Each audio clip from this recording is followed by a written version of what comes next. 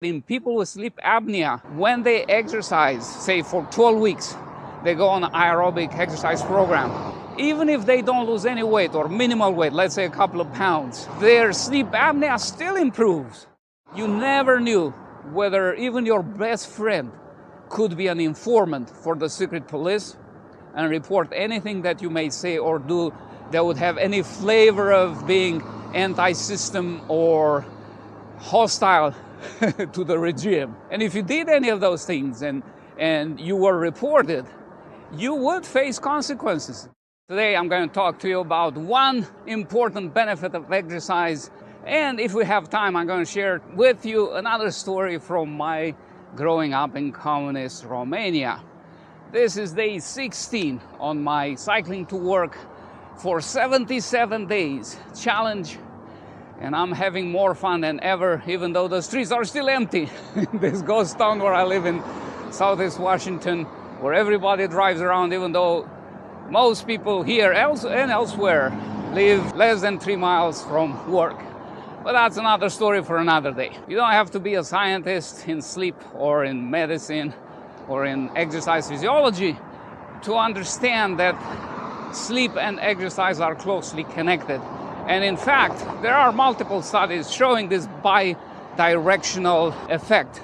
In other words, lack of exercise has a poor effect on sleep. Poor sleep discourages people from engaging in exercise. And the opposite is also true. Good exercise habits promote good sleep, and good sleep hygiene promotes or makes people more likely to exercise. And with the prevalence of overweight and obesity in the US and the Western world, one of the most common sleep-related disorders is sleep apnea. It's a condition in which essentially your brain, your body doesn't get enough oxygen as you sleep. You may be sound asleep and you may be snoring so hard that nobody else is able to sleep around you.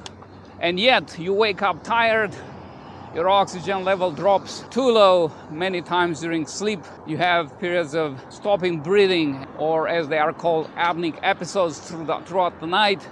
And then as the day progresses into the afternoon, if you're sleepy, you feel the need to take naps, your efficiency drops, and it feels like somebody sucked the energy out of your system. Well, that's what sleep apnea does to you. And this is where exercise comes in this picture, or at least partly. As people with sleep apnea lose weight, the sleep apnea improves significantly. Weight loss is one of the few effective ways to control it, together with CPAP machines and other devices that help with that. But there is an aspect of exercise that is less known when it comes to sleep apnea. You see, many people with sleep apnea imagine that they have to lose, if they are in the obesity range, they imagine they have to lose 30, 50 pounds before they'll see an improvement. When in fact, recent studies show that in people with sleep apnea, when they exercise, say for 12 weeks, they go on an aerobic exercise program.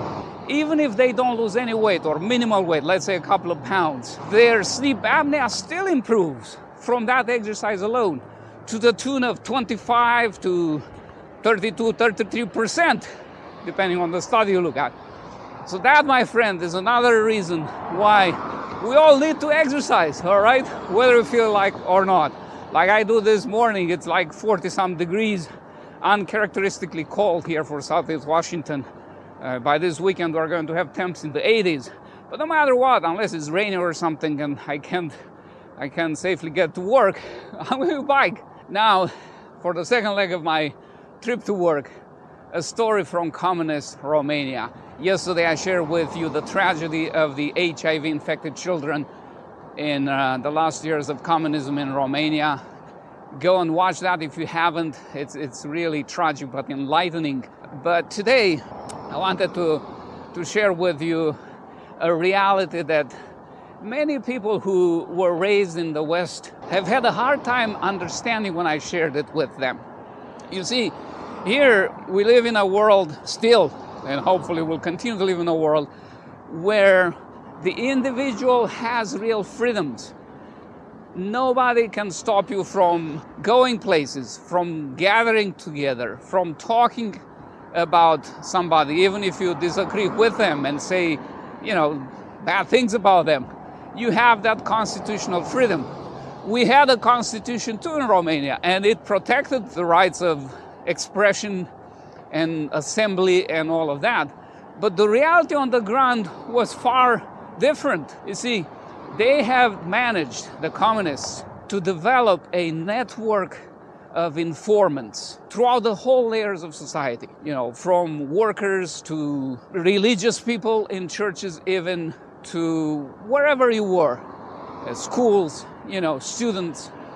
You never knew whether even your best friend could be an informant for the secret police and report anything that you may say or do that would have any flavor of being anti-system or hostile to the regime. And if you did any of those things and you were reported, you would face consequences. They would call you in, they would have a scale of interventions that they would apply, from verbal warning to all the way to imprisonment. The result of that is that everybody lived in fear, literally.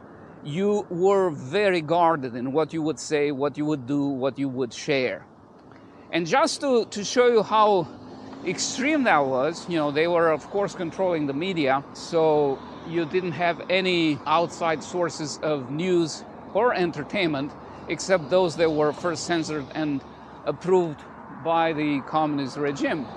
However, there was one option available, and that was shortwave radio, and specifically Radio Free Europe.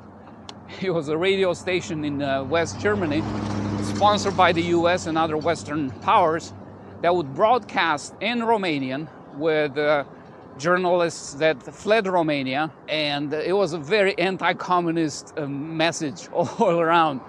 And even though it was very biased against communism, it was so refreshing to listen because it was like a breath of fresh air in an ocean of communist propaganda. So you would try to get a radio that had the ability to capture that, and you would listen to that. But even if you were in your family, in a village, I remember, where there was nobody on a radius of several hundred feet until your next neighbor's house, you were still guarded, and you would listen usually at low volume with your ear close to the radio, just so nobody by any chance would sneak on you or spy on you and report that you were listening to that radio station. And that, my friend, is what extreme ideologies would do to you and your society if you allow them to take root and to spread.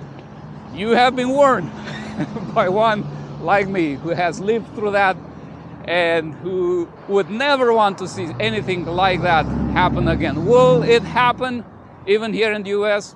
Possibly. But again, it's up, to some extent at least, to you and me to stop that from happening. And that's one of the reasons I'm sharing these stories with you through this medium. You have a great day, my friend. I'll see you tomorrow.